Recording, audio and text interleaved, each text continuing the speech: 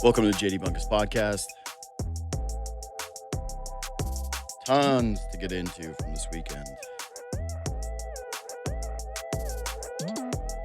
Your Seattle Seahawks are going to the Super Bowl. Everybody's pumped on that. Toronto Raptors with what will be a very overshadowed victory because of the timing of that contest. But an unbelievably impressive win where Scotty Barnes continues to just assert that he truly is one of the best defensive players in the NBA. And of course, the Toronto Maple Leafs, who went into this offseason with what will be one of the funnier mandates in hindsight. It will go on the pantheon with killer instinct for a team that just could not get it. But probably this one will be remembered even differently. We remember truculence, want to play with truculence. We remember killer instinct, and we will certainly remember DNA change with the Toronto Maple Leafs. We'll turn the page on this eventually, and I don't even really think that this is so much about Mitch Marner anymore, even though he is clearly a part of what transpired this weekend. It being Friday night, the Toronto Maple Leafs play in what is a huge hockey game. They get a full arena full of very loud fans who decide that they are going to boo loudly. What do I think that it was an overly impressive, hateful atmosphere? Is it what I expected? It actually was. It fell a little short. Booing is pretty standard. You can boo a former teammate or a former player for your team, rather. Sometimes guys on the other team that are the best players just get booed, right? It's kind of whatever. I thought Mitch Marner was rattled a little bit by it, or that he didn't play his greatest game, but his teammates picked him up and they treated it like an intense game. And this is a pattern that has not been broken in the idea of trying to get a DNA change by removing one player from years and years and years of losing. And I think a culture that has a lot of toxicity to it. The Leafs are terrified of accountability and they are terrified of pressure. Whatever it is, but it certainly seems that from almost the outset of certainly the Kyle Dubas years, the Leafs took this tact of, we don't want to embrace the noise at all. We want to try and shut it out as much as possible. And yeah, am I saying that they should be reading tweets about themselves and thinking poorly of the way that they play because of media critics or online? No one's advocating for that.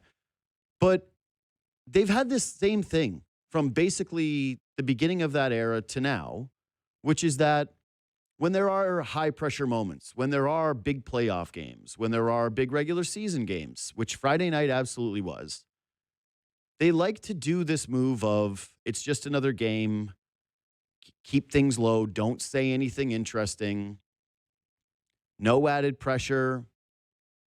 Hey, it just, Austin Matthews, the captain of the team, he doesn't want to talk before the game. That's fine. Oh, he doesn't want to talk after the game? All right. I guess so. Avoid all pressure. And it seems to me that this has been a pretty massive backfire. That by trying to make it seem like everything was normally just A-okay and that everything is always just the same and just go about your routine and don't try to switch anything up and don't try to embrace pressure moments, they miscalculated for the fact that other teams and other players are absolutely going to embrace those moments and accept that the games are bigger. The Detroit Red Wings had this mentality when they played the Leafs last week. They said publicly, this is a very important 2 points for us. This is a huge game for us. You had their captain and their head coach openly discussing it. Didn't hear that from the Leafs. Friday, I'm watching Max Domi in the pregame talk to Gazdic and Bieksa and Elliot Friedman. And he, a guy who grew up as a Toronto Maple Leafs fan, is talking, and who, by the way, watched as a fan a game of Matt Sundin's return, is talking about how this is just another game to them. Meanwhile, on Vegas, you have Jack Eichel talking in between intermissions about how important this game is for them to play for Mitch Marner and how much they loved having Mitch Marner. The other captain, like I said, he couldn't even be bothered to field questions after the game. And then a day later, when he did decide that he was going to talk to the media, just mentioned how much fun he had watching his team lose a huge game in front of a fan base that was dying for a victory that night. They come out flat. There's no urgency. It's just another game. They can talk about DNA change all they want. You can have these little runs where people get excited about the team. And I do, and I did. I did get excited about the way that they played because there was something about it that looked different than years past. And there were certain players on the team, Scott Lawton and Troy Stetcher being the main guys, that felt really different than some of the other depth pieces that this team has had in years past. Matthews was starting to turn around. He was playing great. And now all of that positive momentum is gone. And Leaf fans feel embarrassed. They do. And listen, I'm not talking to the people right now who, frankly, just don't really care, that like sports and have a good, healthy relationship with it. No shade. You know, if you are the type where you go, yeah, I turn a game on and then I turn it off and whatever, it doesn't really affect my mood. I'm bummed out that they lose. Like, yeah, for sure. That's fine. But I'm talking about the diehards. I'm talking about the people who really love this hockey team. They feel embarrassed. And they felt embarrassed by that game on Friday night. And they probably felt embarrassed, but I think more apathetic to the game on Sunday, where it was probably something similar to me. I had to watch that Colorado game, and an hour before I texted Sam and said, this is probably the least I've ever looked forward to watching a Leafs game against a high leverage opponent in a big spot in, I don't even know how long, maybe my lifetime. People are worn out by it. I'm worn out by it. This team just does not, they do not rise to occasions, but they also just, and I'll dig into this later with Mirtle, but I've alluded to this all year long. And I've talked about this beyond this last season, that this has been growing and it's now starting to really surface, is that there is just the disconnect between the organization and the fans, in my opinion, has never been greater. There seems to be no urgency from the Toronto Maple Leafs to connect with their fan base, to try to build a product for their fan base that is materially different than what we've seen the last 9 years. And you've got a player group that doesn't seem to understand it at all. And in fact, a lot of those guys look like they openly resent it. That's why some people got annoyed with William Nylander flipping the bird yesterday. It's not like, who cares? It's a guy in a media box in a moment. Like, is it immature? Sure. But it's just right now, that's kind of how you feel about those guys, is that if you ask them something or you want to see something, that's the response you're going to get. It's somebody flipping you the bird. And I just think that the disconnect that I'm talking about right now is so deep and it's so fractured that little winning streaks aren't going to cure this thing. And frankly, we're getting to the point where I don't know what will. Huge final weekend of multiple football games. I love the weather games. I know some people go, this is why we have to have a dome. I'm the complete opposite. I'm terrified of having all these domes come in. And then we get Sam Darnold. But I will say that just because we are in the GTA and this is the home of Bills Mafia, I did think about Buffalo Bills fans yesterday. How your entire tenure with Josh Allen has been Mahomes, Lamar Jackson, Joe Burrow, and the New England Patriots in year 2 of a rebuild with Drake May. They get to a Super Bowl facing Justin Herbert, like one of the great playoff chokers in our game already, like young developing superstar choker behind what is one of the worst offensive lines that has ever been assembled. CJ Stroud with 5 turnovers in what was one of the worst meltdown games I can remember by a quarterback in quite some time. In a postseason game, certainly. Like, that one was horrific.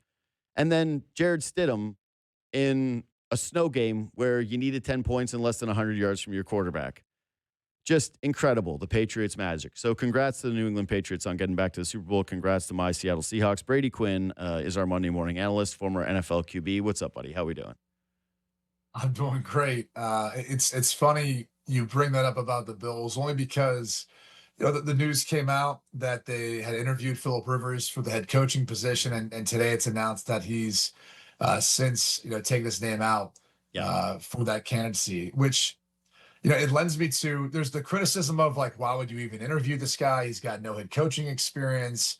But there's also the other side of it, which, like, I think if you're the Buffalo Bills, you should want to cast a wide net to talk to as many people as possible and get their perspective on how they see the head coaching position, how they see the team, where they're currently at, the roster, and even how they get Josh Allen the chance of winning a Super Bowl. So it's a bit odd that it came with criticism, only because I think Philip Rivers, for probably the second half of his career, was basically the OC, kind of out there as like almost a coach on the field. And that's definitely what he was when he came back in most recently for the Colts this year. So I don't fault or blame the Bills for making that move, but it does feel like this postseason was a huge missed Huge. opportunity, and maybe, as we talked last week, maybe a knee-jerk reaction from Terry Pagula in regards to moving on from Sean McDermott. Maybe not. But it feels like you move on from a guy who's had the 15th highest winning percentage all time to interviewing guys who've got no head coaching experience at all. At all. I just couldn't. It's just that they never were going to have a path that was. You don't like to say this simple because I did think that Jaguars game was very difficult. They had to go on the road and beat what I thought was a tough Jacksonville team with a lot of momentum behind them. But just in terms of what we're accustomed to with the AFC and the quarterback play and some of the coaching pedigree that has been in the AFC over the last half decade, yeah, it was just hard to envision a scenario where the Bills were going to have it where it was this lined up. And instead, it's their divisional rival that takes advantage of it, right? Who finishes higher in the standings than them, ends up being able to host a home playoff game, ends up getting to push that matchup down the road against the Denver Broncos. And they get to say to the Bills, well, it's not our fault that you're not here. We can only play who's in front of us. But yeah, not only that, though, the Bills end up being in a game that injures the quarterback for the other team that probably beats the Patriots in this game. So yeah, it was just one of those days where I felt like, God, man, Bills fans might actually be cursed and the Patriots might actually have magic. There are just sometimes haves and have-nots when it comes. This is a life thing. This is a team thing where some guys do get all the luck. Some guys have none of the luck, and that's the Bills and that's the Patriots relationship. So I do want to start with that game. It's hard to really talk about too much from this because, as Tony Romo put it for 2 hours, the conditions, Jim, the conditions, we got it. Like, I think the best analysis that we got from that game was that the Broncos wear orange and the Patriots wear white in the snow, and that the visibility changes with the uniforms. It was So bad. it was a tough watch, man. It really was. Like, give me something, Tony. Just anything other than these conditions, these Oh, conditions. We got it. We were able to watch the game. We saw the snow. yeah, and I'll give you something. I think when you look at that game and you look at the matchups, Hmm. one of the things you saw in the first half, second half that changed drastically, where Stidham had some productivity, he had some, better chance of throwing the football around, was New England was playing a lot more zone coverage. And one of the reasons why they went to man in the second half was in part because of the conditions, the wind, the cold, everything else. It made it easier for them to feel like, hey, it's gonna be hard to complete footballs in these conditions. So let's try to play man to man. Let's get more physical at the line of scrimmage. And I think by and large, if you probably looked at the completion percentages for most quarterbacks, throwing versus man, throwing versus zone, a man to man tends to be, even though it's a easier mental game to play because you're more decisive with your matchup where you're going with the football. But there's a lot of other variables that get impacted by it. There's the disruption of the route. Sometimes press man to man will change the route entirely to something else. There's the potential of timing of the play in the pocket too. You have to hold on to the football a little bit longer, Hmm. and so the route not only could change, but the depth of the route, everything else that goes along with that. And at least you're gonna have to put the ball in a window where there's gonna be a defender on them, and it could be really really tight coverage. So accuracy becomes a little bit more paramount in man-to-man coverage. And I think you saw when New England went to that in the second half, it stymied a lot of the offensive production that we saw in the first half. So it wasn't just about the weather; it's also about New England's desire to want to play more man to man pretty much throughout the entire second half. and then how much more difficult that made things Mm. for Jarrett Stidham, who, again, I thought played well, all things considered, conditions and the fact that he's really started much, played much on a huge stage. But if you want some analysis as far as how the conditions actually impacted the scheme, that would be one of the things that I noticed that the adjustment was made in the second half.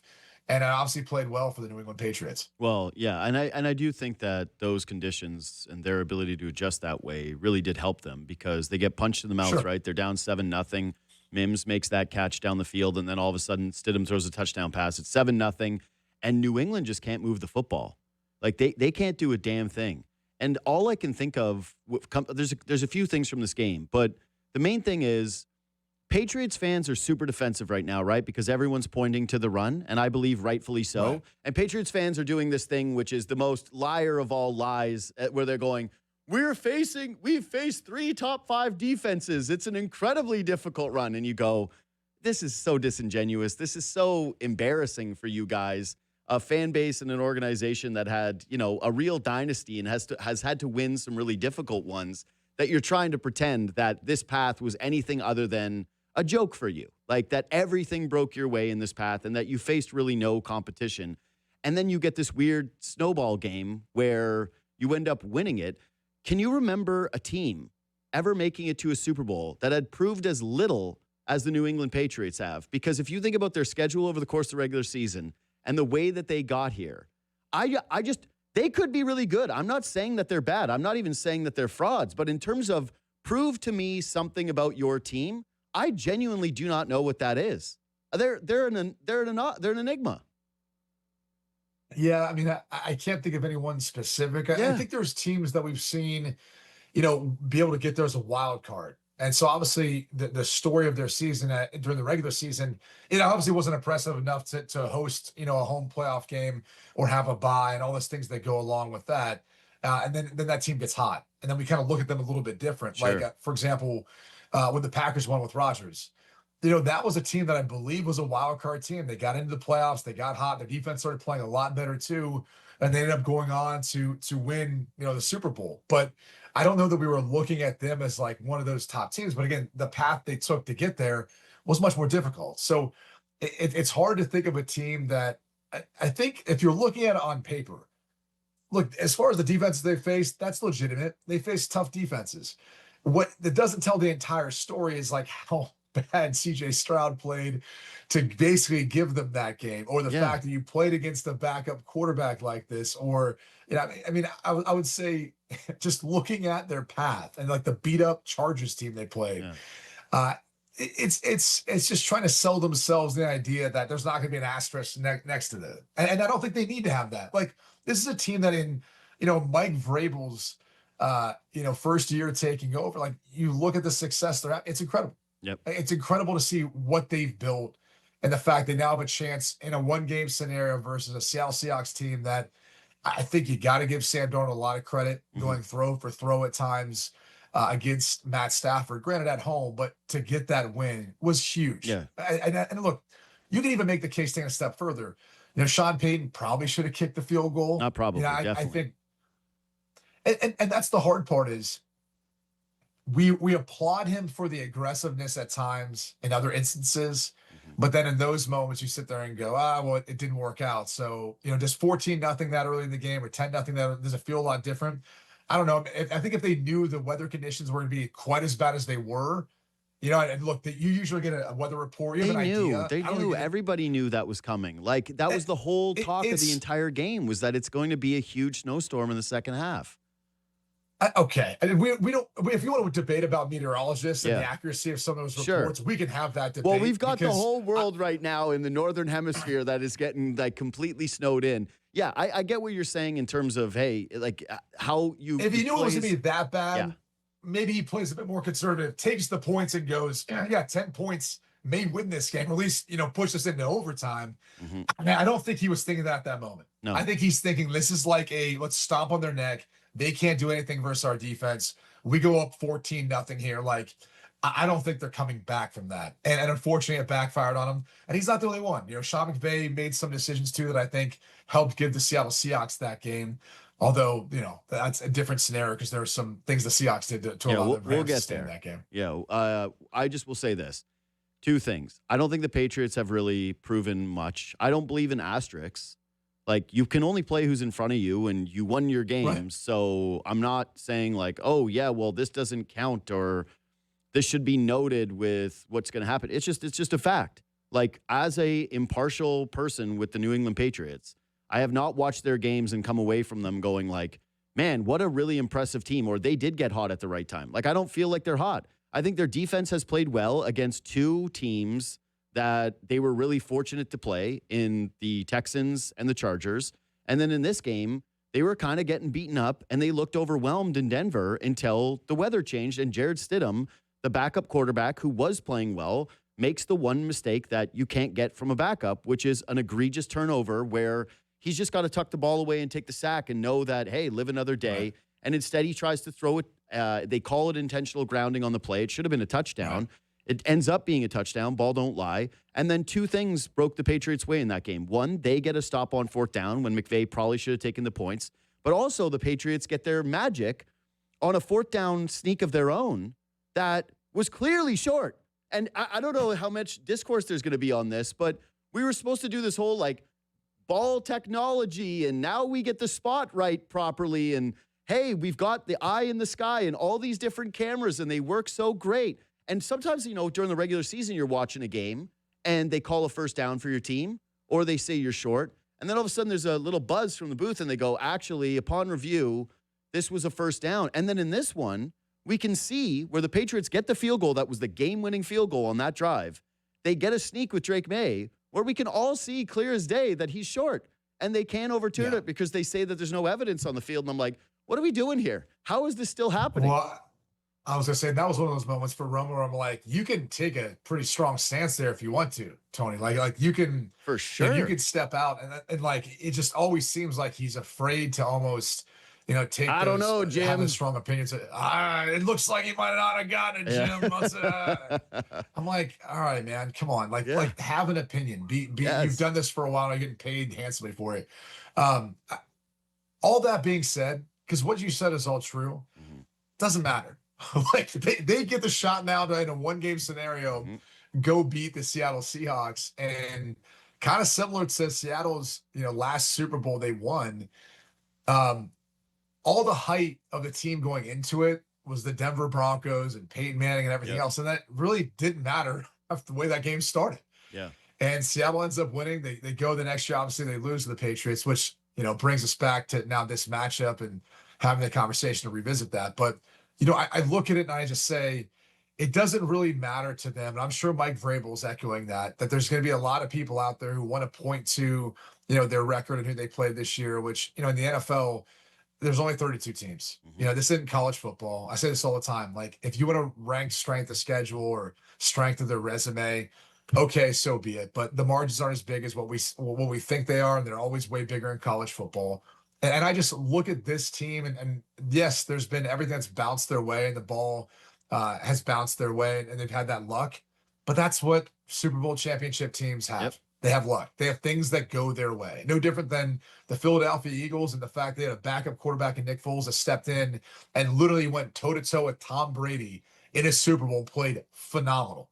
Like, granted, had more starting experience, than Jarrett Stidham, for example, did, at least leading up to that Super Bowl. But I still I look at that and I go, it didn't matter for them.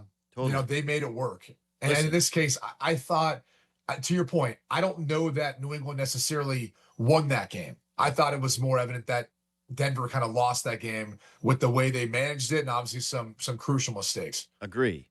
And everybody does get luck.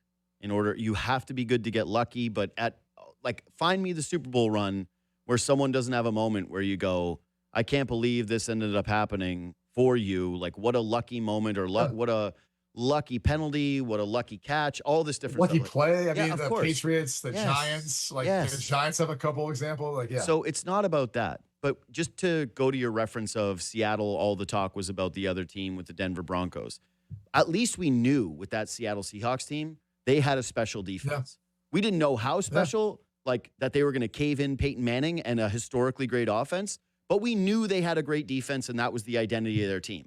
The difference with the New England Patriots, and what I'm kind of trying to illustrate to you here, is I don't know what makes them a Super Bowl winning team. Like, I don't know if their offense is very good. I don't know if Drake May is all that great yet. I don't know if their running game is special. I don't know if their defense is great or if they just played two bad offensive lines and a crappy quarterback, and then all of a sudden when they got a bunch of snow, they were able to slow down Jared Stidham. Like, if you look at their numbers in terms of like their sack differentials on the seasons, the way they protect the passer, their offensive line looks terrible. I think that we would agree that this run, there's not a lot of confidence that they're going to be able to pass protect. I don't think that their defense is something that is extraordinary, and yet they've done an extraordinary job up until this point. Like, what is the thing about the New England Patriots heading into the Super Bowl that you feel like, you know what, I know X is going to give them X? I think it's Drake May. I think he's a playmaker. And I think although he makes some plays that cause them to, potentially put the ball in harm's way, we've talked about that. To me, he's special. I think very similar to maybe even how Sam Darnold was viewed when he first came out. We kind of tend to forget when he got drafted to the Jets, similar size, similar athlete, similar arm strength, like a lot of those attributes. But what was the one concern?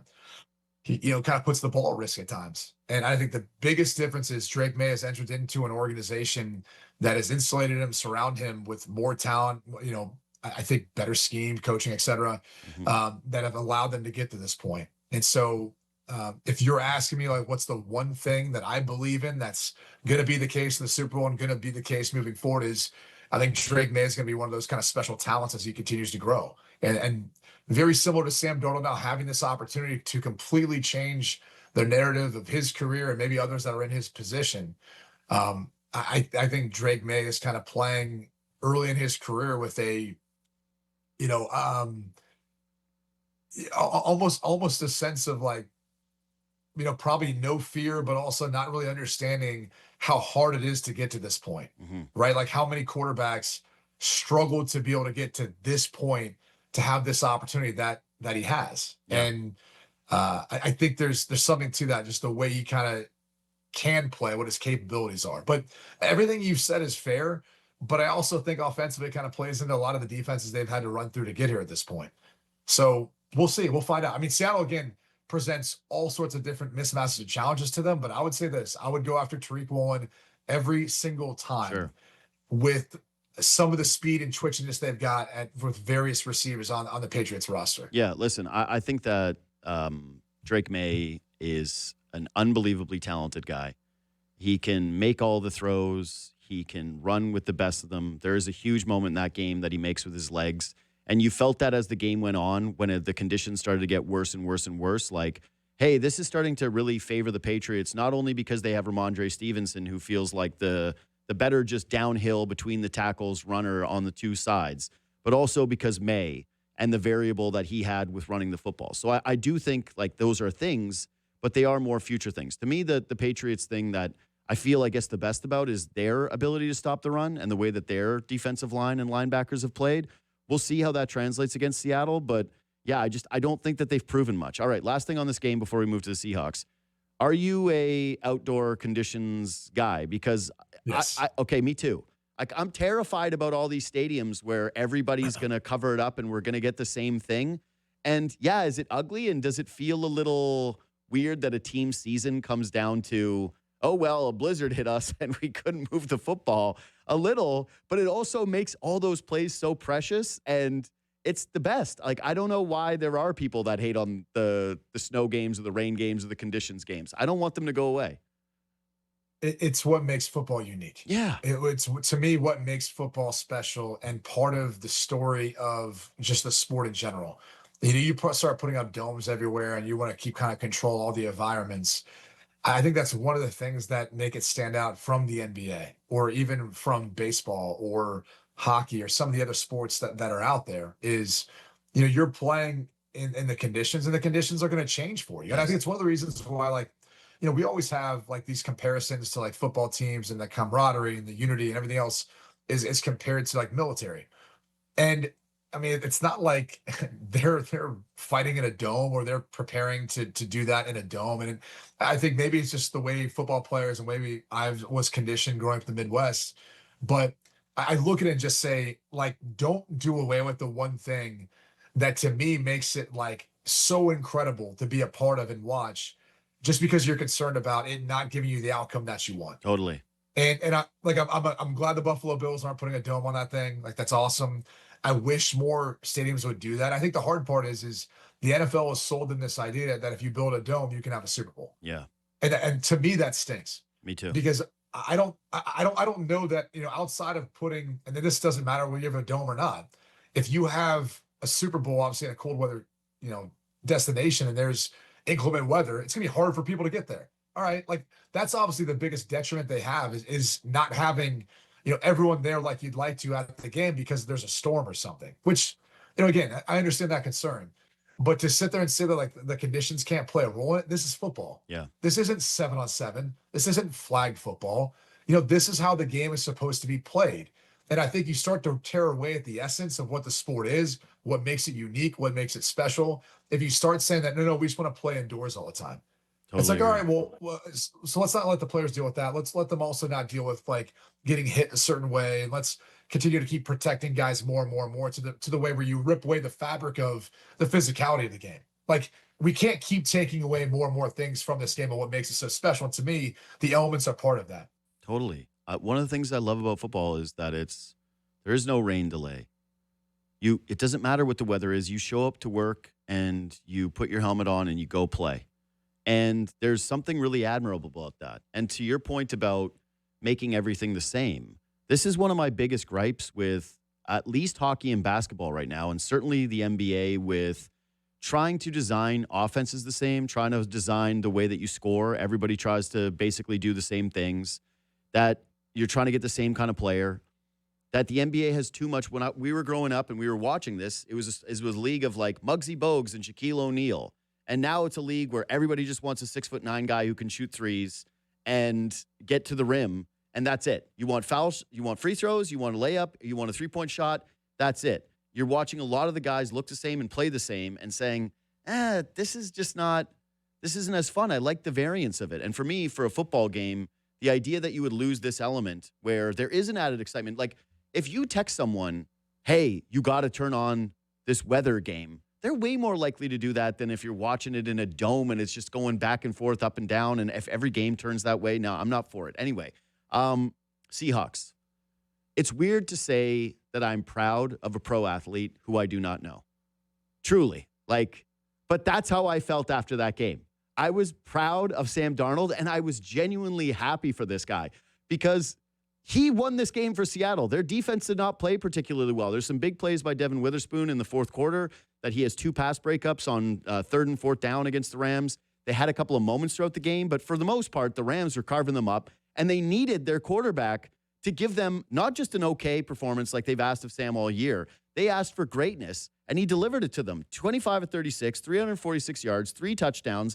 I don't know how this is true, but I keep seeing this, that he's the first quarterback in the StatCast era to throw 3 touchdown passes under pressure, which I'm like, I guess. But either way, yeah, he did the damn job. And I actually do think that regardless of what happens in the Super Bowl here, that was a legacy-defining game for him. He's been reborn. I mean, that's the best way of looking at it. Is it almost feels like and I know he was asked after the game about the last time he faced the Patriots. He was being talked about, as seeing ghosts and that whole thing. And he kind of joked, said he almost forgot about it.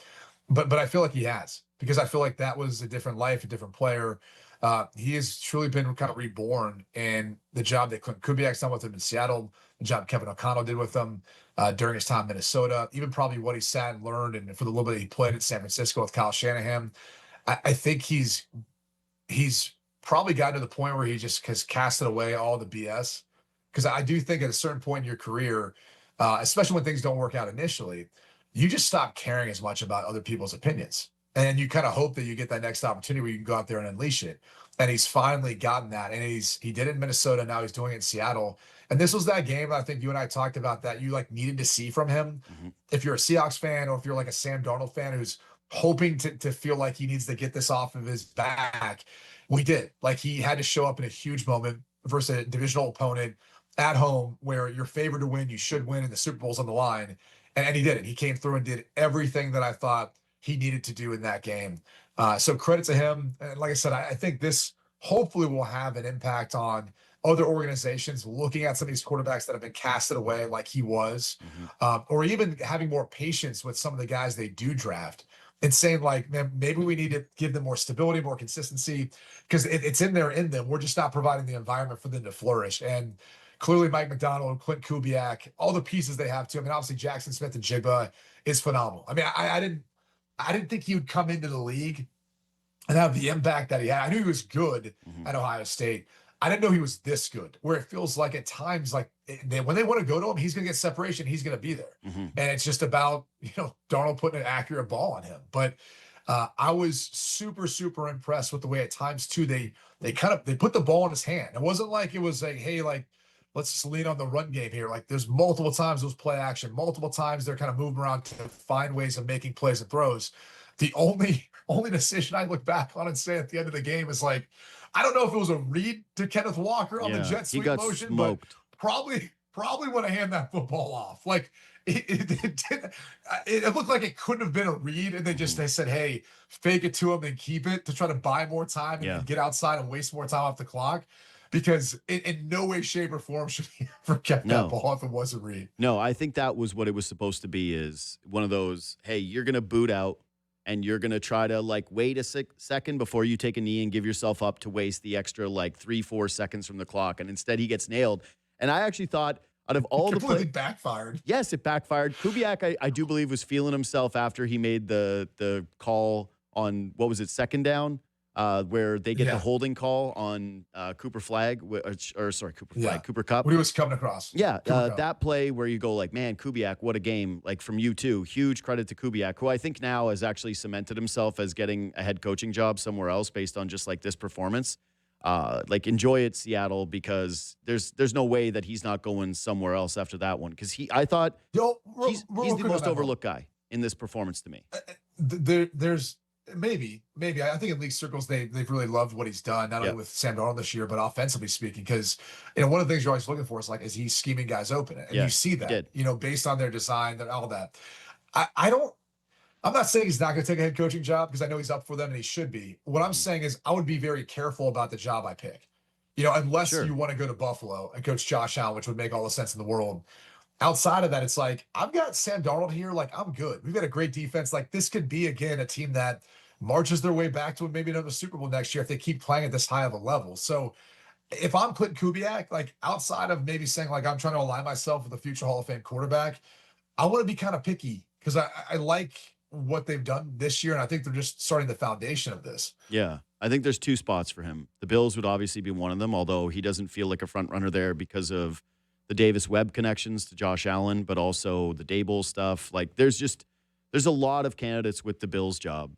The other one that would be interesting to me if I'm him is Vegas because you get to go there, you get to take Mendoza first overall, and they've got Brock Bowers, they've got some pieces. Yeah, I get it. I'm just saying, like, it is Vegas. But that would be fairly attractive to me as well if I was him. Either way, I thought that he called an incredible game, and the Stones to draw up that passing play where they do Yeah, get the penalty was massive in that moment. They didn't just play it safe, and I actually think one of the things I was probably most critical of the Seahawks this year, and thing that I was afraid of in those moments, it did feel like, you know what, they're playing it hyper close. They're just going to run, punt, and trust the defense. And it was awesome to see them actually say, you know what, we're actually going to trust Sam Darnold. He's earned that trust over the course of this game with the 346, with the 3 touchdown passes. We're going to go to him. I got two more things on well, that. Sorry, go ahead. You want to jump in? no, I'll just say quickly, no, to Yep. your point of the trusting, he also overcame. Like Yep. Sam Darnold and Clint Cooper, I think the offense overcame what was probably one of the bigger blunders that I've seen on that big of a stage in my lifetime from Tariq Woolen. I mean, you Yes. make a good play, like you don't need to do what you've done. They even gave you an out, like they gave you a warning. They told you not to keep talking, and he does it. And he not only gives Matt Stafford and the Rams, which if they end up forcing and they get the ball back at that point, right? Like to me, the game's over. You're up by I think 11 at that point, Hmm. and you're probably running off more time. Like I don't see the game playing out as close as it did Same. in the end. And then not only do you do that, but then you give up a touchdown the very next play. Like I sit there and say like that was one of those moments where if you were watching and you either had Seattle betting or a Seattle Seahawks fan, you're almost kind of waiting to see like, all right, what's the response? Are they going to crumble? Because the Rams had all the momentum. Like Devontae Adams started to wake up and he started to make plays and feel like he was uncoverable at times. And then Puka Nacua was making catches left and right. So then it was almost like, oh, like we thought we could hang our hat on our defense, helping us out, bailing us out. But now it feels like they've got all the momentum and they're going to be able to drive down and score at will. Like I was almost thinking when they were up, I wasn't really sure why in the third quarter with 2 minutes left they score. And this is more of a McVay question. Why you wouldn't go for two then? That Mhm. was a little of a misnomer for me, or tough to understand. But also for Mike McDonald, and I believe I don't know if it was the 4th and 5 where they're in plus territory and they decided to punt. The way the game was going then, and I know they've relied on their defense, and ultimately they ended up getting a stop. But the Rams drove all the way down the field, and that was one where I just kind of thought maybe you go for it there, as well as Darnold's playing, the offense is playing. But that was just a couple like game management things that kind of go back looking at it, second guessing each of the head coaches and some of the decision making there. So you mentioned JSN, and I know, I'm going to force you to talk about an Ohio State guy here a little bit more, but I also think that he's a little lost in this because Darnold's going to occupy so much. There's the taunting stuff with Tariq Woolen. There's the questions about what happens with the Rams, and especially like I thought Stafford, it's an automatic. He's going to come back. He's playing so well. I think that it's going to be an overblown conversation. But you watch a guy like Puka Nacua, right? And it makes sense. He's such a freak athlete. He makes these contested catches. Whenever it's a jump ball, him with somebody else, you just feel like he's always going to come down with it. They put him in those jet sweeps, and he looks like a really tough player to tackle. He makes sense to the eye. JSN, he's not a very big guy, very sinewy. I don't know how much he weighs, but I would guess it's less than me, honestly. Like, he's not a very big guy, and yet he's just always open. And so the thing is just to be like, hey, he's a good route runner. He's a good route runner. But yeah, I don't know, man. It's just, how does he do this? Because 153 yards and a touchdown. And yes, the touchdown, he's wide open. It's probably a broken coverage. But like, there's not exactly a ton of weapons on Seattle. Kupp is old. Shaheed can run one route. AJ Barner's fine, but not spectacular. They had a good run game. But the underrated part of him to me is that he is a part of an offense where he's clearly the game plan every single time. And he still dominates this way where he gets 153 in the score and really did feel like the runner-up Seattle MVP to Sam Darnold. Yeah, there's certain players and certain receivers who just have an incredible knack for understanding, when to cut. Like when they have a DB who's either turned his hips in one direction and it's gonna be difficult for him to recover, or they've gotten him into a back pedal, so it's gonna be difficult for him to stop, and how to attack their leverage. And I always feel like wide receivers that have a basketball background typically end up being some of the best at doing it because when you have the ball, or even if you're off ball trying to get the ball, Mm-hmm. you're trying to set up your defender. I mean, I guess obviously if you're playing man to man, and that's really what it's about. Because even if it's in a zone coverage, you're still attacking that defender in the zone coverage to understand what his responsibilities are and where the soft spot is.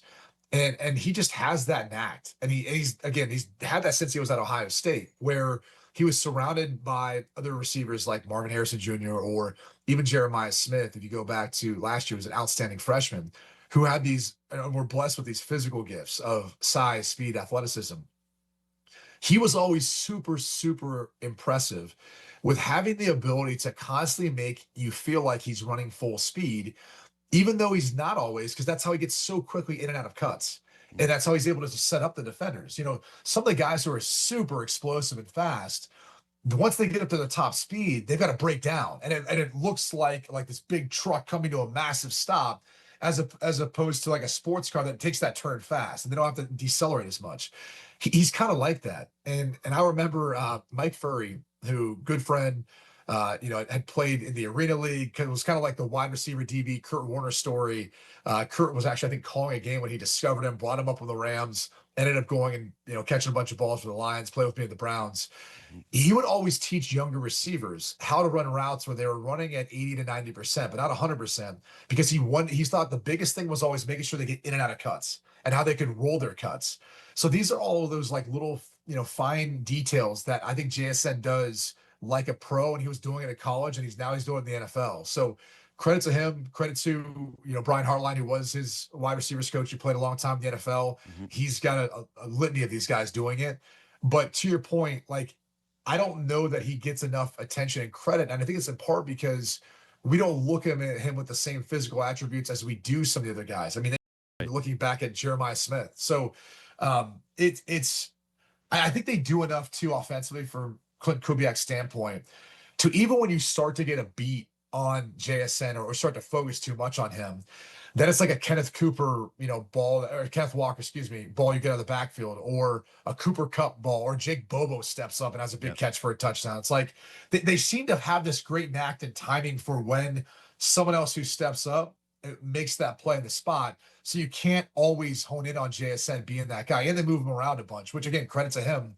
Not many receivers this early in their career can move around as much as he has. I mean, just take, for example, again, the difference that he's had compared to Marvin Harrison Jr. so far in his career. Totally. And again, it speaks to JSN's ability back when he was in college, playing 3 different positions and being able to understand the route trees that go along with that, and how they're supposed to work within the offense. Yeah, I just think he's brilliant, and he probably did not get enough credit for putting up the numbers that he did this year. But then again, to do it in the playoffs when they're game planning for you this way, where they know, hey, if we can take away JSN from Sam Darnold, the game's probably going to collapse. So it was important that Seattle was able to run the ball early to start to be able to use the play action and get him open. And you're right, they can move him around. But I just think about, like, yeah, you mentioned the physical freaks. It makes sense when you watch Jamar Chase catch a bubble screen and he takes it 80 yards. And you're like, oh, yeah, that guy, he's got it, right? It makes sense when you see Nakua. It makes sense when you see Justin Jefferson go up and grab a jump ball. With him, it's just, you're right. He looks like he's running at a different speed, and he just finds ways to get himself open that I do think it's a gap between him and the next guy in terms of the way that they're able to create space with that style of route running. Anyway, last thing. The taunting thing was so annoying to me. I thought that the Rams definitely got a better whistle in this game. Whatever, that was me being a biased crybaby about the officials, like a fan. But and you mentioned it, like how they let him get away with it. Whatever. This is one of my least favorite things about football. They're grown ass men in a hyper intense game. I feel like for you to get a taunting call, you got to say something so aggressively bad that like, you're going to get canceled on the internet, basically. Like, they're going to lip read you and go, wow, this guy said this thing, and now he's got to pay the price. JD, how are you sure he didn't? Maybe he did. He was talking for so long. What? And just having been on the field and the sidelines for some of these, like, trust me, he was saying things that would not be appropriate for this show. Of course. When they give you a warning, shut. So you up, love taunting stop penalties. talking. No, here's what I'd say is, you got to be smarter than that, because the league has emphasized this. Yeah. And I'm not saying the league even consistently officiates it, because there's very rare things they consistently officiate. And because I am curious what call you feel like the Rams got, because there's one play in general that I was like absolutely blown away by. The pass interference, the 2 hands in the back, where they named it an uncatchable ball. Well, that was what I didn't understand. Like, it hit him in the helmet. Yeah, I know. And it was like he was trying to post up, and Quinn clearly shoved someone. Going, what are you talking about? Uncatchable. And then they do the classic move of like, hey, mind. Let's go to Gene Steratore, who's like, I agree with the call. You go, oh, wow, thank God we got these refs in the booth who tell us that the refs are getting it right every single time. I will say this. That was my guy, Dean Blandino. Oh, it was Blandino. And I was like, I'm going to reach out to Dean. Yeah. And talk to him about this one, because you can't say, what's he going to say? Because he was already out of bounds. It's like, well, then how did he get out of bounds? Yeah. He was posted up trying to catch it. 2-hand shove clean right as the ball's arriving. Yeah, no. There was even another, there was a throw up the right-hand sidelines to Devontae Adams where he kind of got shoved out of bounds. And I think the ball hit the pylon. Yeah. And the official was deeming it uncatchable. And I kind of thought, I don't know that, like, it definitely wasn't like far enough out of bounds. Maybe you're saying it was that much further upfield, but it's also something that I think maybe they're trying to emphasize more with some of these lack thereof DPIs, because it's very rare you see those guys make an uncatchable signal unless it really truly is uncatchable. But that one was like, I'm not sure. It would have been an incredibly difficult catch, but the idea that was like a no doubt about it uncatchable football was just incorrect. I don't even know if I would say it would be that hard to make it like that hard of a catch. Like, he was already posted up on the sidelines to kind of stretch, catch, and get his feet in. It would have been just controlling, possession to the ground, which is obviously another, the catch by Cup, and whether or not that was a catch, a fumble. Bills fans obviously probably frustrated, but that was more egregious than anything else, but not more than Tariq Woolen being warned and then continuing to keep doing it. Like, I'm I, sorry, I just want to get rid of it's taunting. selfish, it's dumb.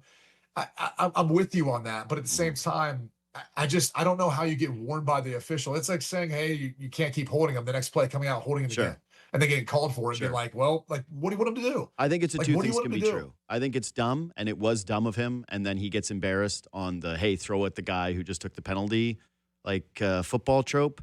But to me, I will always hate the Giants owner Mara because he was the one that pushed so hard for this. He was the one that was so offended. We have to be classy in our game. No more tauntings. And then since then, the league has gotten like I don't remember taunting penalties up until a few years ago being this easy You, to you, get you want them. to know why? Yeah, It's in part because of I think these 7-on-7 leagues. If you had ever seen for the younger generations, because I do feel like the NFL feels like yeah, they are the example to be set. And as you know, whether it's the NBA and watching every young kid now shoot threes like they're Steph Curry, it has an impact and an influence on them. sure. And what you see through these 7-on-7 leagues is these kids act like they're playing in the Super Bowl and they're jawing off to one another. It starts these ridiculous fights and Yeah. things. And like you watch these, like there's an unwritten rule in the trenches Mhm. where even if you get a guy one play, like you don't hear those guys trash talk a ton back and forth because there's always another play with another fight, a hand-to-hand fight that's going to happen. DBs and wide receivers is not like that. So they jaw off at each other a lot more because there's only rare opportunities to actually get good shots in on each other. Yeah. So that's why I think there's that. But also this culture now with 7-on-7 is Fair. ridiculous. Trust me, it is. Fair. It's the one thing that I would try to end that I see right now coming up in the lower ranks. Yeah, that's a good one. Brady Quinn, again, we will talk to you next week ahead of the game for more of a preview. Thanks for making time, buddy. Appreciate it. Yep. See you, pal. All right, quick break. We'll come back, and I got to give a little love to the Raptors. So, yeah, I'll be doing more raps this week. Talking to Charlie Villanueva. We'll probably do even a little bit more. What an impressive win yesterday. I haven't gotten a chance to watch the entire thing yet. That's how I'm going to spend some of my afternoon. But two things. One, I keep going over the development of Scotty Barnes, but one of the things that is truly changing his ceiling is he is becoming one of the most important defensive players in the NBA. And he's in a difficult time where there's the Victor Wembanyama's of the world that everyone's going to hyperfixate on and go, like, look at how this guy impacts the game. I genuinely do not think that, we talked last year about Oklahoma City. Hey, Lou Dort. Hey, is he the depoy? Look at what Scotty Barnes is defensively compared to what I believe Lou Dort is defensively. I I look at them as there's an actual gap between the two guys that is fairly significant. He would be like a defensive player year guy who people would be fixating on in that regard if it wasn't for Wemby and the obsession with massive guys like that. Well, he's kind of a special case. But yeah, I look at his defense and I think that it can be Draymond level. Truly. There's not too many guys in the league that can do what he did on that final possession of that game. But secondarily, these Raptors wins are adding more pressure. I've said it. I don't want them to rush and try to make some big splashy move that doesn't move the needle enough or throws things off course, or certainly where they are paying draft picks in order to acquire question mark players. But there's a lot of pressure building for them to add at least something heading into the deadline, especially in their front court. Because you put together wins like that, you put together stretches like this on the road, and you're this close to the deadline, it's it's a hard line to walk for Bobby Webster, but it's one that he has to. They got to find a way to improve this team because the way that they're playing right now deserves it. Anyways, quick break. We'll come back, talk to James Mirtle.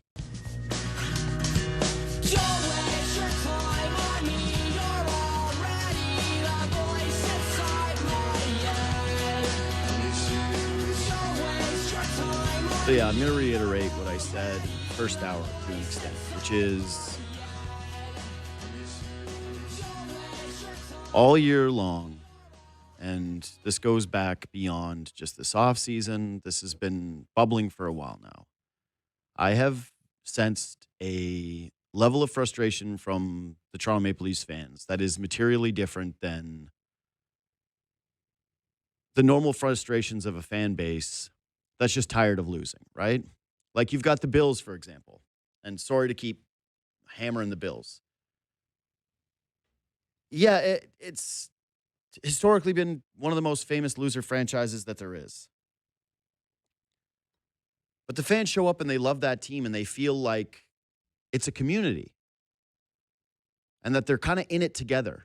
And sure, I'm not on Bills Twitter or, I don't have as much dissent amongst Bills fans in terms of the way that they view things. But they show up with optimism about the team and excitement about the team every single year and feel as though they're a real part of it. It doesn't have to be where you're a perennial championship winner, where you feel like your fan base isn't in disarray. This is different now. And it's in part, in my opinion, due to the culture the Toronto Maple Leafs have created over the last decade surrounding their best players that are still currently on the roster. This idea that because they have had great regular season success, because the Toronto Maple Leafs have not had a long list of supremely talented players. Again, look at where Marner is on the all-time points list for the Leafs. Nylander, Matthews, already their goal-scoring leader. That there should be a kind of shut up and don't complain about it. There is not a connection between this team and the diehards. And again, I'm not speaking to the people who say, hey, JD, it's not that serious. I get it. Like, it's not that serious for everyone. I don't think that it should be. And I think if that's your relationship to sports and to this team, that's great.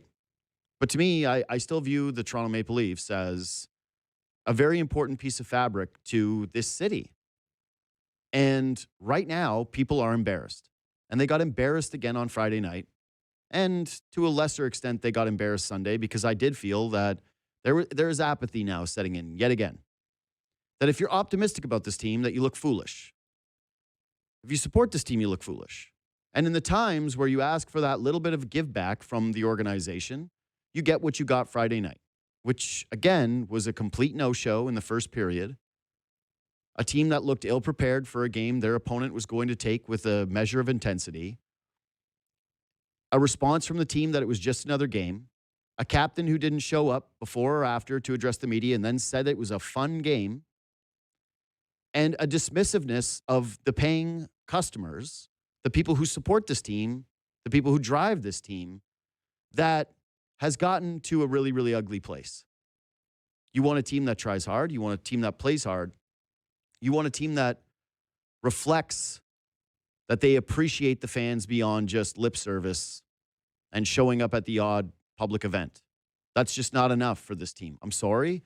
And if you don't like it, too bad. That's the reality of playing here. Anyways, James Mirtle of The Athletic joins me now. What's up, James? How are we doing?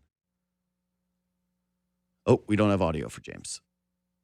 Let's try that again. Is he muted? Did he mute himself? Or is this on our end? My bad. Rookie mistake, JD. Oh, it's on you. Rookie- okay, good. All right. rookie mistake. Hey, listen, way to take, hey, you did something that the Leafs don't like to do. You took accountability for a mistake. Thinking too much about what I got to shovel once we're done here. So. Yeah, it's poor homeowners. Anyway, so I don't know how much you just heard of my rant here, but this is something that you and I have been talking about now for a while, right? That this thing under the surface, this ugliness with the fan base, this feeling of not being appreciated. Keith Pelly addressed it at his media conference. I can't remember. Was that in the summer where he talked about this? And it was sort of, hey, we're going to give more fan ticket giveaways. And I'm going, yeah, this is beyond this now. This is, to me, a real cultural issue within this team, not just for their successes on the ice, but I really do feel as though with their divide amongst the fan base, and that Friday night was a bit of a tipping point moment in the season, not just from the standing standpoint, but from, a lot of diehard fans. And I get it. Leaf fans love to do the thing where they go, I'm done. And then they're right back there 3 games later saying that they're done when they lose the next one. But I would be a little nervous if I was the Toronto Maple Leafs, just from a business standpoint, in terms of what your standing is with this community and your ability to just say, yeah, we're the thing that we've been for the last 2 decades, which is an automatic sellout, an automatic draw, and that we are impervious to any kind of financial repercussion, both in the short term and long term, with the way that things are going right now. I mean, they're feeling financial repercussions already this year. I mean, there have been empty seats in the building. Mm-hmm. There have been, on the secondary market, you've been able to get lower bowl tickets for $100 before games against good teams like Tampa Bay this year. You know, you can see the softness in the market more this season than in a long time. I think you'd have to go back probably to the tank year to where it looked like this. And it's only just beginning if they continue to lose games, right? I mean, at the end of the day, I think what you're talking about, the disconnect with the fan base, if they were winning the way that they did there for that stretch where they went 9-1-3, you can see the bandwagon filling up again and people Mhm. starting to believe, and starting to feel good about the franchise and some of the players on it. But when they look the way that they have these last 4 games and they're losing games and it looks like the playoffs are slipping out of reach, that's when all of the negative stuff and all of the doubts and everything that's built up with this franchise and the core four and all of that over the last 5 or 6 years, that all comes out in full force. And I think that's what we're seeing right now. So there obviously is something to winning cures all, right? It covers up the stench. You win and things are okay. You lose, people start to grumble. But this is different to me. Like it actually does go beyond that. And is it everyone involved's fault for everything that's transpired to not win from 1967? No. But this stretch over these last couple of years has also felt different. One is feeling like you didn't capitalize on a ton of talent that the organization did build and the optimism that was around the franchise. But it's more about how the team showed up for the Vegas game and the way that they spoke around the Vegas game, or in some cases, like Matthews, didn't speak around the Vegas game. I get the sense that they do not like ever having pressure on themselves, that there is not a real accountability. And we've seen this, whether it's been Sheldon Keefe apologizing for comments that he's made, the way that Berube has handled the media at times, especially in his first season as the Maple Leafs head coach, where there wasn't a lot of criticism towards his own players. This idea that it's just another game in every single circumstance, that even the playoffs, they don't count in any of the pressures. This removal of accountability for the team for their failures, whether it's been running players back or the way that they are spoken about, and then no showing and laying eggs in important spots, which the Marner game was important. I'm sorry if people just looked at that like, hey, it was an overblown media creation. You didn't feel that way about this guy. You saw the way that the people showed up for that game. You saw the urgency that was in the building amongst those fans. I talked to many people. I don't know if you were there that night, but talking about how Marner's getting booed in the warmups and that people showed up early and that there was a real energy in the arena. I'm starting to believe that this is now true, that the culture around the team has gone so far with these guys when they did the DNA change that it's actually going to require much, much, much heavier lifting in the offseason beyond just, hey, we're changing a general manager or potentially a coach. I think the big contrast for me is the way that the Golden Knights approached that game and compared to the way the Leafs approached that game. And Correct. the Golden Knights, they got booed on their home ice. Marner got booed on their home ice. And the Golden Knights players came in with a chip on their shoulder, ready to push back and play a great game and win it for their teammate. And Marner was not very good in that game. The moment got to him a little bit, but it didn't matter because his teammates picked him up and they thought that was important. And that's kind of their team culture and identity there. And they've won recently and they've been a winning franchise ever since they came into the league. And then I think for the Leafs, I mean, they didn't want to talk about that game. They didn't want to talk about what was happening, but they know what was happening. And part of what was happening is that their team got significantly worse.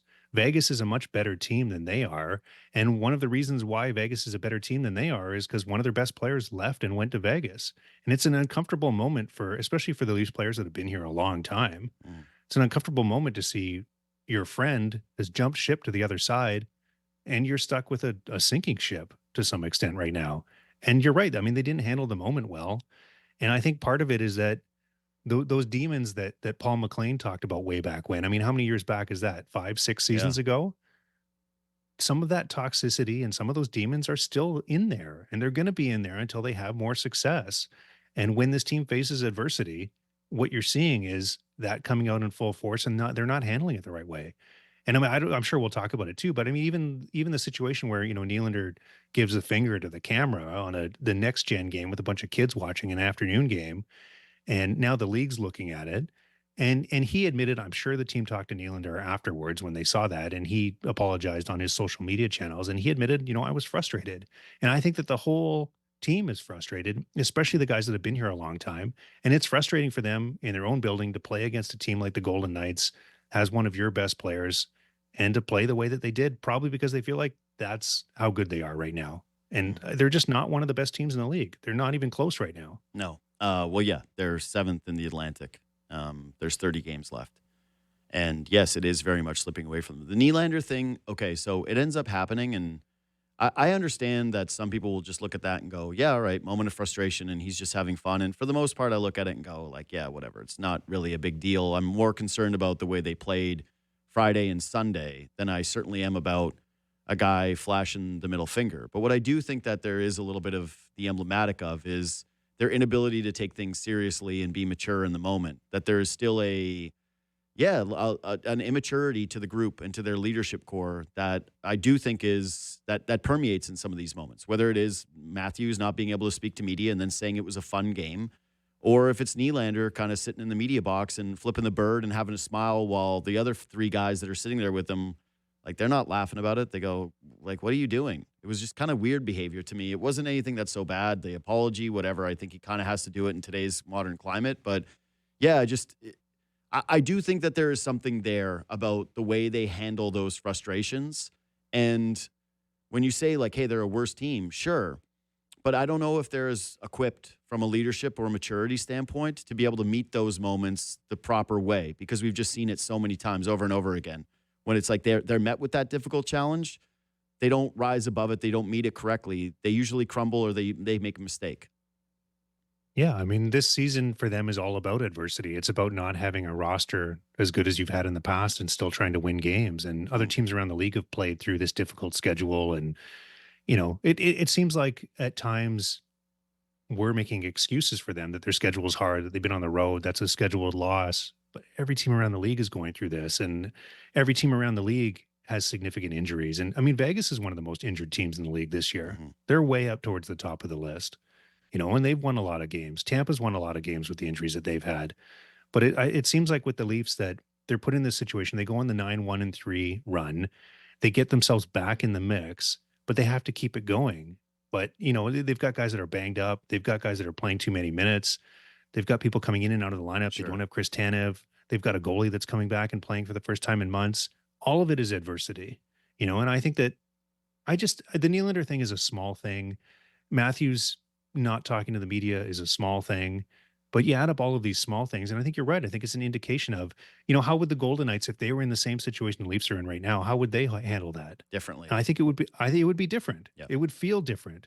They would handle it with, I guess, the seriousness that it deserves. Your season is slipping away. Yep. Now is the time to really dig in and show what you're made of. Well, And it just feels like we are seeing what they're made of right now. yeah. And to your point about how they're not as talented of a roster, for sure. Like, they did lose Marner, whatever. They've lost Tanev to injury. They don't have Nylander right now. Like, all these different things you can point to. But are the Boston Bruins more talented than the Toronto Maple? Like, do we really look at the Boston Bruins roster and say, well, yeah, that's just materially different? Because they've now Look got at Pittsburgh. Yeah, Look at Pittsburgh, JD, or exactly, but- Seattle. I mean, there's Philadelphia. Yeah. There's teams ahead of them in the standings that have worse rosters than they do. So Correct. that's not just talent. That's what I'm saying, is if you try to pin it down to the idea of, like, hey, it's just this watered down group that's dealing with injuries, I think that and I'm not saying that this is what you're doing, I'm saying just in general, you're being a little obtuse. You're being a little disingenuous with what is actually at least part of the root problem here. Is obviously there is a bit more of a talent deficiency with this team, but the cultural stuff actually matters with this group. And you do look at a Boston Bruins team that has 6 more wins than you. 6. And it's hard not to look at those two rosters side by side and say, well, what is one of the differences between the two of you? Because it isn't the schedule. They're all playing it. It's not just injuries. It's not just talent. There's something else there. Okay, so that brings us to some actual, like, real questions about what's going to happen here over the next stretch. Because, yeah, you lose this game Tuesday night to the Buffalo Sabres, and now I think, you're 8 points back of them? Yeah. Let me check this Yep. quickly. Yeah, so there's 6. If they win in regulation, they can get to within 4, which is Yeah. still striking distance. Sure, still striking distance of the Sabres.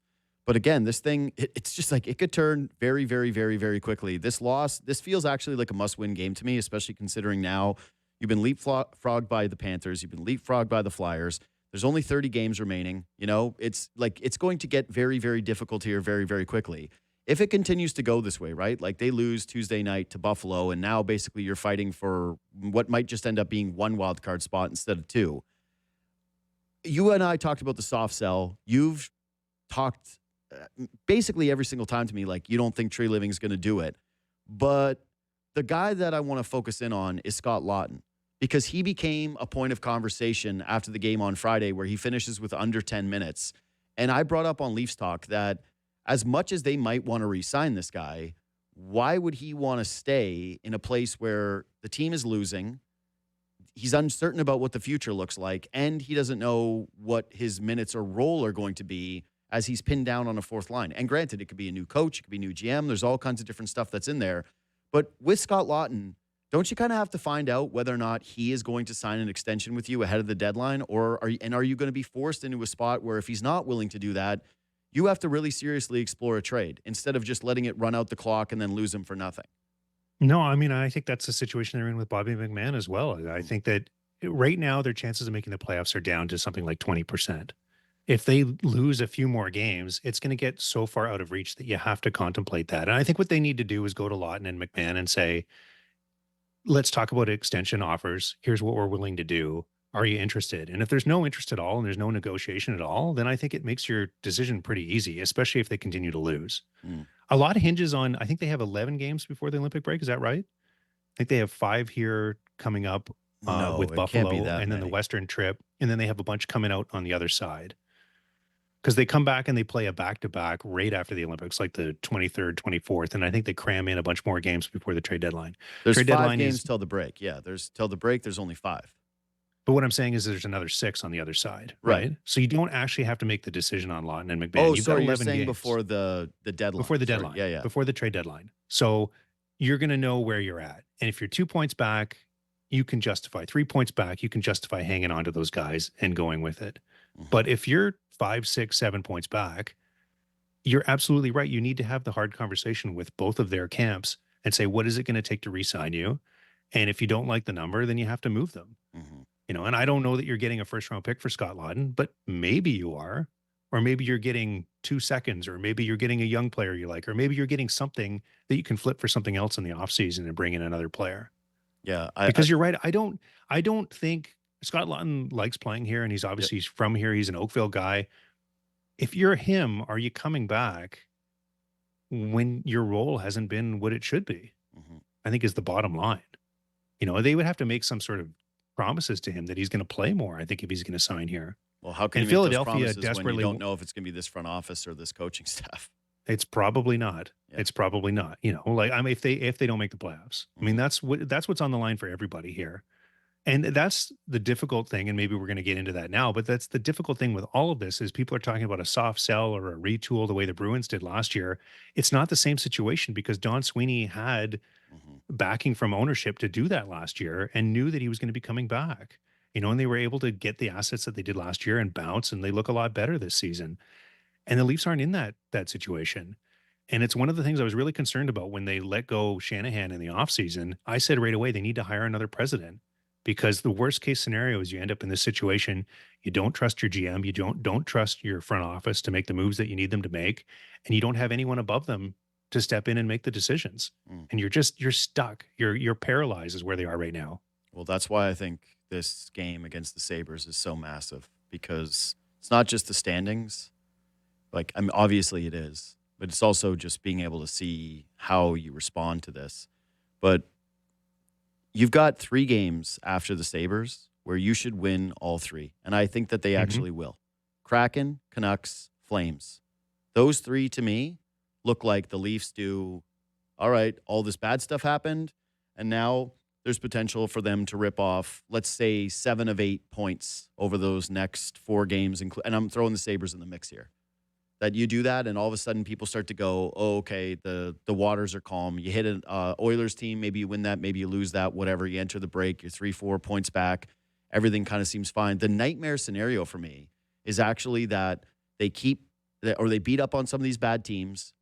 They stack just enough points to be right in it, and they don't end up doing that sell, and they don't end up moving off of those players. And then they do feel a stretch run where none of this actually changes because, yeah, I don't know how you could really be a believer now that, you know, this team is going to all of a sudden round into Stanley Cup contender form.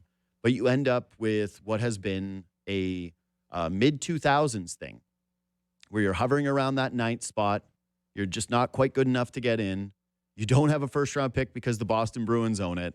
and you have even more uncertain future because you were not able to recoup some assets. And that right now is sitting there to me like I would almost just, they rather pick a direction. Like you just either rip off some wins and get it unbelievably hot and prove that you're something different, or go in the tank. And the draft pick thing it's a sunk cost. Like it's already gone. Who cares where that ends up being for the Boston Bruins? You got to do what's best for your organization. And at this point, based on the way that they look, it's hard to envision a scenario for me where, like, I want Scott Lawton back personally. And I think that he's a good piece that you should have with your organization moving forward, like from a culture standpoint and a play standpoint, both. Great. Give him a deal. But when you've got the guys like OEL where he's at in his contract, where you've got guys like Bobby McMahon where he's at, or even the Nick Robertsons of the world, those are the kind of guys where I actually feel like you do have to be able to take advantage of the moment and enter into the sellers group rather than pretend because you're 4 or 5 points back that you're actually in something that you're really not. Yeah, I mean, worst case is you lose McMahon and Lawton for nothing in the offseason. That's what I'm and then saying. You can't afford to. You're diminishing your asset pool even more. And it's Yep. not the same as losing Marner or trading Marner for Nicholas Waugh, but they're not deep enough to continue to subtract pieces. And they've got tons of cap space. The issue for them in the offseason is going to be, what are they going to do with all their cap space? It's the same issue that they had this last summer, except it's even worse because there's more cap space and free agency is even worse. Mm-hmm. They had all of the Marner money and they couldn't find anywhere to spend it last year. So all that is to say that if you can get McMahon and Lawton signed on reasonable extensions, I would do it because you keep the assets in your pool. And if you have to trade them at some point, you have something to trade. Mm-hmm. But if you just let them walk, so if you're Nightmare. ranking the options, it's try and trade them for first round picks if you're way out of it, try and sign them to reasonable extensions, and they just, what they can't do is, I'm assuming next year they're going to try and win. Like this isn't going to be full tear it apart. Even if they're bringing in a new coach and a new GM and everything, they're going to try and pivot and try and win next year. So you need to keep your assets in the pool, and you need to either get something for those two players or sign them. And they're going to have to figure that out pretty quickly. I do have a big question about the trying to win thing at this point, which to me went a little under the radar. And I agree with you. I don't think that they are going to have the courage to look at this thing, even if it goes horrifically wrong, where they just decide on their own volition that they are going to make major trades and changes outside of guys like obviously Morgan Riley, whatever. But I'll come back to that. I got to ask you two quick things, though, before the bigger picture question. One is Craig Berube talking about Stolar starting Friday night, and then this weirdness of that's not my call that he didn't go down to the Marlies. Like, it is your call that you put him in the lineup and that you played him. I'm kind of lost as to what happened here, and I viewed that as, you're putting your general manager in that spot. Like the two of these guys are supposed to be connected at the hip. You're basically the AGM, Craig Berube. So when you're talking about this not being your call, is this as big of an issue to you as it is to me? I thought that was a really bad look for the team, that was the way. And again, to my accountability issues, when you also have the coach saying that's not his call, I think that's kind of bad for you. But yeah, I don't know what ended up happening here or how they end up presenting it this way. Do you know what the direct question to Berube was? Because I don't know it off the top of my head when he answered that way, when he says it. Why Stolars didn't go down to the Marlies to get a game. That's not exactly it. I'm paraphrasing, but that was what it was about. So my read of that's what I thought it was. I just making sure. My read of that is that Stolars didn't want to play in the AHL. And that's pretty common that established NHL goaltenders don't want to do those conditioning games with a team like the Marlies. So I don't know that for sure. I haven't confirmed that, but I'm pretty sure, like, typically that's what happens. So he probably said, I'm willing to do a conditioning stint. I'm willing to do practice. I don't want to play a game in a scrambly AHL and potentially hurt myself or whatever. And that does happen. So that would have been what wasn't Berube's call, is that if Stolars and his agent are saying, no, we're not doing that, what are you going to do? Are you going to force the issue? No, but what I would do is, if I'm the head coach of the team, I just own up to that decision and say, we felt as though he was ready to play, and we have all the confidence in the world in Anthony Stolars to be our goaltender. He's been in the playoffs for us. He was unbelievable for us. We believe in him, period. That's not my call. It just opens up the door for conversations like this, where now we're talking about it further. And like I said, if you have a culture that is in question when it comes to accountability, which I think now is very, very real, no one can convince me otherwise.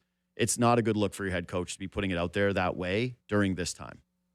Well, it's like when things go sideways, how do you react? And Yep. it goes for the GM and the coach too. And now it's, it's what are they? It's like the crabs in the bucket, right? Like when Yeah. you're in a desperate situation, you're trying to climb on top of each other. And I think we could see some of that. And I mean, maybe you think differently on this, but it's not the first time with Brube, right? Like I thought the comment that he made where he's like, "Oh, go ask them why they played that way" or whatever was kind of like trying to take some of the onus off of himself and blaming someone else, which is not, you need your coach to be your standard bearer, especially in a market like Toronto, and kind of calm the waters. And that's something that Brube did really well last year. Mhm. But it's easier to do when things are going well and you're a 108-point team, and it's harder to do when things are a bit of a mess at times. And I don't know that Brube's handled it as well as he could have. So the Colorado game, the moment tilts early on when Jake McCabe makes a terrible pass. It ends up being an odd man rush the other way. Brock Nelson scores a goal on the short side on Joe Wool, probably a save that you want, but a terrible pass by McCabe. On January 10th, Jake McCabe was plus 27, one of the stories of the season. Since then, he's dash 12. And yeah, not everything's plus minus, and they've obviously had a really bad stretch of play here, so this isn't just on him. But it's hard not to look at the differential between the way he had played all season, that even when they were struggling, he was a bright spot, to the way he's been playing lately, and wonder what is going on with this guy. Well, he's beat up. They're Mhm. playing him. He had one game he played, what, 28 minutes? He's Mhm. playing too much. I think Jake McCabe can be like a good number two defenseman in the NHL. Same. He's not at 28 minutes a night, especially with how jam-packed the schedule has been. And he's also been playing a lot with Ekman Larson, playing 34-year-old Ekman Larson playing on his offside. And I know Ekman Larson's had a great year. He's stepped up and played big minutes, but they're asking way too much of him. They're asking too much of McCabe. They're asking too much of basically everybody. And I mean, Stetcher, look at the minutes that he's played. And the reason they're asking too much of everybody is they don't have anyone else to ask it of. They can't play Benoit more. They can't play Myers more. They can't play Riley more. We saw what happened with Riley when they played him 26, 27 minutes in a couple of the games. So I think that what's happened with McCabe is that he's banged up. He's being asked to do too much. He's going out against other teams' top lines again and again. He's not a clean, great breakout pass player. And I think he needs a partner that can really move the puck well, and that's not always who he's playing with, especially Ekman Larson on his offside. So they don't have the personnel, I think, to stand up to the barrage of what they're facing.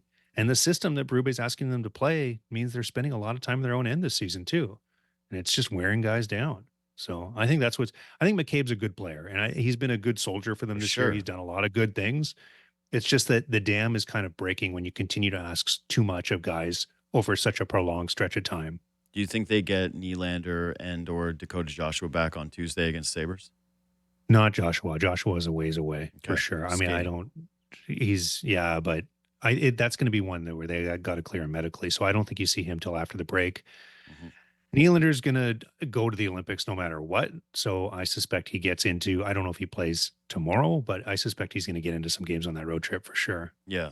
They kind of need him tomorrow. Kind of, yeah. Or they need to find a way to step up and win without some of these guys. I mean, Sure. yeah. That would be nice too. But I just, like I said, I already really do feel the way that I feel about this group, just in terms of, hey, can you win or not? And I don't think they can win. So playoffs is a different question. I do believe they can beat up on some of these teams coming up. I think they can get hot after the Olympic break and continue to paper over some of these problems. But based on this past week, and based on pairing it with not just the beginning of the season, but the years prior, with some of these same issues popping up, it's really hard for me to believe that at this point, my opinion will change from what I think is best for the organization moving forward is a soft sell at the deadline. It is probably a new coach and a new general manager and a real evaluation of the way that they're going to do things moving forward. But that brings me to this, and this is the big one from me. So Elliot put together this great piece on Mitch Marner detailing where everything went wrong, right? And we went through it, and there was stuff that people knew, and the big one that I had never heard before, and I don't know if you had, you're obviously more plugged in than I am, was that, and I'll just read the quote, Matthews told the Leafs he would re-sign as long as the train didn't suffer a fugitive-like crash, a promise he kept, end quote. Now, they started talking about this 2 years before the deal was done. Now, They enter It was this. when Dubas was fired and everything blew up. Mhm. Matthews was going to be eligible for an extension, and there was a lot of noise around that. If you go back and look, that they needed to get a GM in there to calm the waters and bring Matthews back on side. That's what happened. Okay, but 2 years left on his deal when they first started to talk to him about what the next deal looks like. This offseason, Austin Matthews only has 2 years left on his current deal. And again, you might be bringing in a new general manager, so these conversations probably do happen if this is the case. But the organization, I would guess, is going to have to feel him out in terms of what his future is going to be.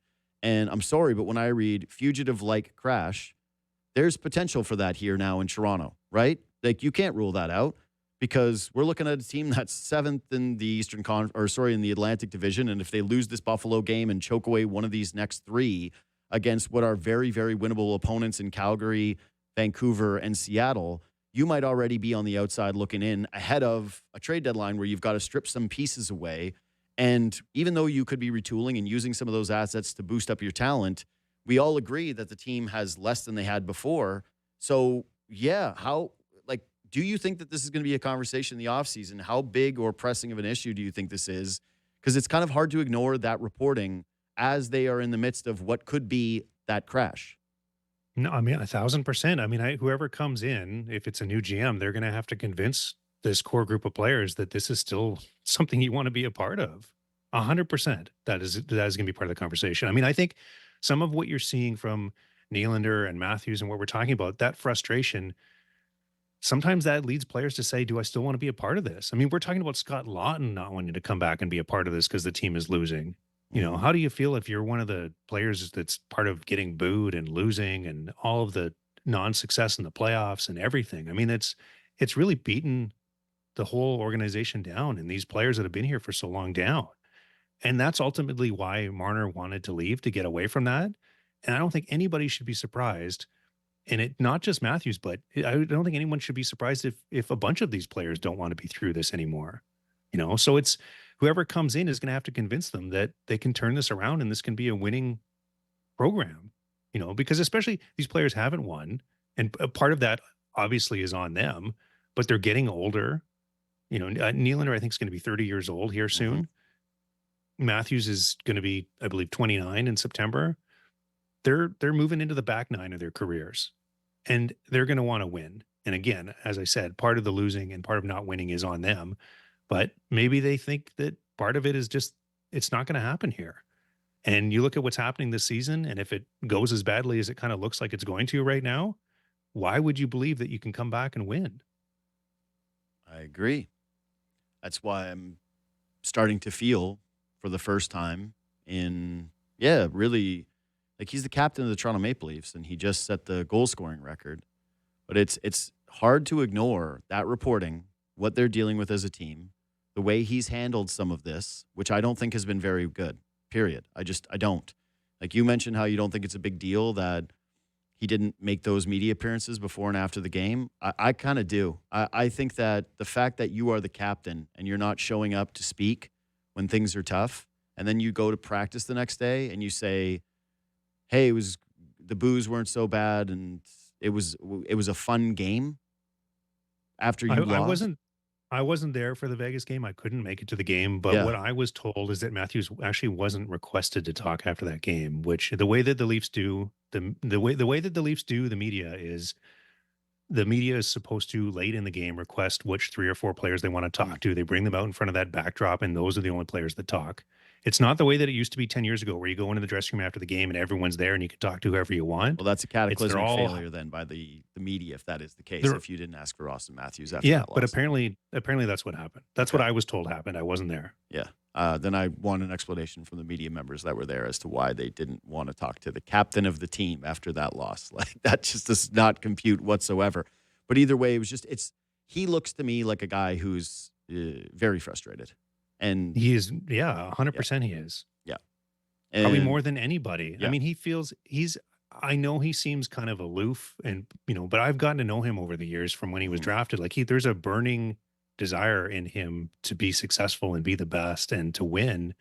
And you combine the injuries with losing Marner and with the team being where it's at, And again, I'll say it again, part of it is on him. But when you have that makeup, it's beyond frustrating. It's like I don't know what's the word for beyond frustrating. Like it's been maddening, I think, for him to go through all of this. Last year he was hurt the entire season. He couldn't play the way he wanted. Started this year, wasn't able to do it. Starts to get things back on track. And I mean, he looks to the left of him and he's got Bobby McMahon, and the right of him and he's got Max Domi, and the defense is having trouble moving the puck and breaking it out, and the power play has been bad, and there's been a lot of things that have been going wrong. And I think all of that frustration is what you're seeing in some of his responses, in the way that he talked to Mark Masters about talking about Marner. And that's all part of what's going on here. It's not great. It is not great. James Mirtle of The Athletic. Thanks for making time, buddy. Appreciate it. Thanks, JD. You just don't want to feel embarrassed. And I think a lot of Leaf fans do right now. Again, I think that they gave you good reason to believe that things were changing in a very positive direction with that winning streak, because it wasn't just that they were winning, it was how they were winning. Like, again, I look at this upcoming stretch here with 3 of those horrific teams on the schedule, and Calgary and Vancouver being obviously much worse.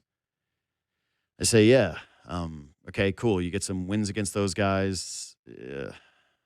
Doesn't really mean too much there. But yeah, this has been embarrassing. Their response in the Marner game was embarrassing. The way that they have fallen apart over these last few games, embarrassing. The fact that they got Saturday off from practice to recuperate for an early game against the Colorado Avalanche and got outshot 18-6 in the first period was embarrassing. The way that they're responding to adversity is embarrassing. And you have that happen year over year over year where it feels that way. And again, you're just being asked for the dollars to show up. Hey, show up. Come to the game, plunk it down, buy a jersey, buy the beers, buy the tickets. Yes, I do think that a lot of people are at their breaking point with this. So, yeah, I said that this next stretch was about survival, and I meant it. They've got to be, to me, 3 points or closer to a playoff spot come the Olympic break. But this Sabres game is now going to dictate a lot of even the way that you feel about the next 3 after it. Anyways, quick break. Subscribe to this podcast. Leave 5 stars. Reach out anytime on Twitter and Instagram at JD Bunkis. Again, I meant to actually read a bunch of DMs that I got from people about this weekend and the way that they were feeling. And yeah, they were genuinely hard to read. Truly hard to read. Quick break. We'll come back, hit what we missed. All right, let's wrap this sucker up. And we can go back out in the cold.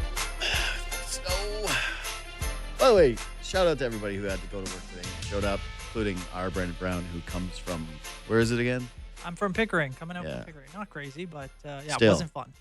And I did give him the option to not come in today, and he still did it. So, yeah, I think you're probably the only person who took that out in the GTA. It's kind of insane behavior by you that you decided to do it again. Like, you were paid, everything was fine. You just didn't have to come in, and you decided to wake up early and trudge through the snow. But yeah, thanks to everybody that's doing that today. And yeah, everybody be safe. All right. Let's just all be very, very safe. Quickly, 2 things about you. One is congratulations on your engagement. Wow, thank you. Yeah. Thank you, man. Big move. Didn't mention a thing to the boys ahead of time. No. Even though we don't know your fiance and could have had 0% chance of ever spoiling it. So congrats, but also hurtful that there was no trust with the group. Yeah, I saw that one coming for sure. Mm-hmm. But no, I mean, thank you. I appreciate it. And Armin as well. Thank you guys for the congratulations. Just happy to have it done. Can't jinx it by telling people ahead of time. So that was kind of my thought. Okay. Oh, you thought there was a chance that she was going to say no. No, just that's something you put it out there. Something could go wrong. You never know, right? Oh, you were nervous? For sure. Yeah. Okay. 2 is, am I right with the Bills feeling of this one? Like that this is even more painful seeing the Patriots do this. Like the team that body bagged you guys for decades. Now you finally get something and they're irrelevant, and the Jets are irrelevant continuously, and the Dolphins are irrelevant continuously. And yeah, listen, this isn't like all excuses, because you got to beat these teams, and you did have a chance to beat the Denver Broncos. But just to look at it and know that that Patriots team, who, how many yards did Drake May have in that game? 88? 80? Yeah, not many more than that. Like, you can play the snow card, Patriots fans, but that guy looked rattled and bad in the first half before the snow started falling. He wasn't doing a damn thing. And if you go through it and you look at what he did in those other 2 games, are there impressive plays? Absolutely. Most impressive play so far of the postseason for this guy is a catch by Booty in the end zone, which is an unbelievable catch. But, like, think about you take that one away, what the stats are with the turnovers, with the yardage. He's made some great plays with his legs. He's made some really good throws. Thought he had one awesome drive in the second half of the Chargers game, and I thought that he had one really impressive drive that was outside of the Booty catch for a touchdown against the Texans. But, yeah, it's the most disingenuous thing ever that the Patriots fans are doing this whole, like, easiest path to the Super Bowl. Like, I tweeted this out. They're like, the defenses that we play, easiest path, easiest path. The only reason they're replying is because they know it, and that's why you've got all the Patriots guys. I haven't listened to Bill Simmons. I've seen some clips from, like, the Dave Portnoys of the world, but they're all doing this whole big song and dance of this was a really tough path, and everybody shouldn't be discrediting the Patriots for the path. It's like, it's not about giving them no credit. They obviously won these games. They get the credit. You can only play who's in front of you, and you had a good record in the regular season that helped put you in that position. That's the whole thing with the Seahawks thing, too, where people can talk about it and be like, oh, you only had home field advantage against the Rams because of that weird 2-point conversion play. Remember that? Yeah. That bounced off a helmet, got picked up by, I think it was by JSN. I can't remember who picked it up in the end zone, but it was like, oh, no, it was Charbonnet. Yes. Like, look at what I Yes. found. And it ends up being, and I'm like, okay, they won that game. There are no asterisks in this, but it's just, I can't believe Patriots fans, the ones actually trying to defend this run as though what you have done to accomplish getting here is this unbelievable, impressive feat in terms of who you've played in the postseason or doing this defense thing. Like, give me a break. Give me a break. You beat these defenses. Shut up. The defenses had nothing offensively, like all game long in each one of these contests. Anybody wins those games. But for you as a Bills fan, the feeling of like, oh my God, these guys are now real in the division, but also just how you had this path with like a slightly better season. This is your path. You win one more of those Patriots games. This is your path. This is an all-time what-if season for the Bills. 100%. Yeah, I can't lie and say that I was not watching that game yesterday, watching both offenses kind of struggle, especially in those conditions. Drake May brought it up, 86 passing yards yesterday, no touchdowns, 5 sacks. It wasn't an incredible performance from either side, and watching that, it would have been, like I said, it was tough to not picture the Bills, in Foxborough. They showed on the broadcast the images of Foxborough under all that snow, and you got to think the Bills have a pretty good chance to go in there and win, if especially with those conditions against the Patriots, who have had their own struggles obviously this postseason. But yeah, you brought it up, the balance between offense and defense, especially on the AFC side, this playoffs has been pretty much non-existent. It feels like these teams either have a good offense, but they can't stop anyone, or they have a good defense and they can't really move the ball as well. So I think it'll be interesting to watch the Patriots, who I think are a bit better offensively than I would say defensively, but at the same time, they're going up against a Seattle team that's going to be unbelievable on both sides. We'll see. I'm a little nervous the way that Seattle's defense played in that game. Like, it was not great. And I don't like how everyone is on Seattle. And like I said, I just, it's not about I think that New England sucks. It's that I just don't think they proved anything. So they could show up and they could be amazing. But right now, it's hard not to lean towards feeling like, yeah, that was the Super Bowl, as I said, in the NFC on Sunday. And you should already treat the Seattle Seahawks like they won the Super Bowl. Anyways, we'll see you tomorrow. Ray Whitney and Ben Ennis.